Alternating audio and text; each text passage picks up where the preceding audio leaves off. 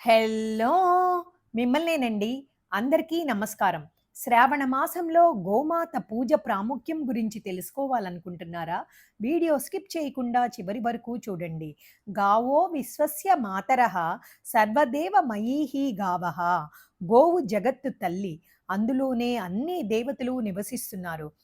అందుకే గోమాత పూజ లక్ష్మీ పూజతో సమానం అంటారు. శ్రావణమాస శోభలో, పువ్వుల పరిమళంలో గోమాత ఆరాధన ప్రత్యేకతను సంతరించుకుంటుంది. ఎందుకంటే గోమాత అంటే లక్ష్మీ స్వరూపం. వేదవాక్కులు చెబుతున్నాయి గోమాతలోనే అన్ని దేవతలు విరాజిల్లుతారని. కామధేనువు అవతారమై ఐశ్వర్యం కురిపించే తల్లే గోమాత. ఆవు పాలు అమృత సమానం. గోమూత్రం ఆరోగ్యప్రదం. గోమయం పవిత్రతకు ప్రతీక. ఇంట్లో గోమాత అడుగు పెడితే అది నిజంగా లక్ష్మీ ప్రవేశమే. గోమాత వ్యవసాయానికి బలం. కాబట్టి గోమాత పూజ అనేది ప్రకృతిని కాపాడడానికి ఒక రిమైండర్ కూడా. Scientific reasons. Cow as a bio energy source.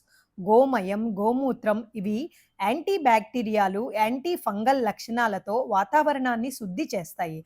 అందుకే యజ్ఞాలలో వీటిని వాడతారు. ఆవు పాలు, నెయ్యి, పెరుగు. శ్రావణంలో వర్షాల వల్ల రోగాలు ఎక్కువైనప్పుడు ఈ పాల పదార్థాలు రోగనిరోధక శక్తిని ఇస్తాయి. గోమాత భక్తి ఉంటే సంపద, శాంతి, శుభం స్వయంగా మన ఇంటి వాకిలి తలుపు తడతాయి. గోమాతను పూజించిన గృహం లక్ష్మీ నిలయమే. మీకు నచ్చినట్లయితే లైక్ చేయండి, షేర్ చేయండి, సబ్స్క్రైబ్ చేయండి. మీతో అనురాధ కంచర్.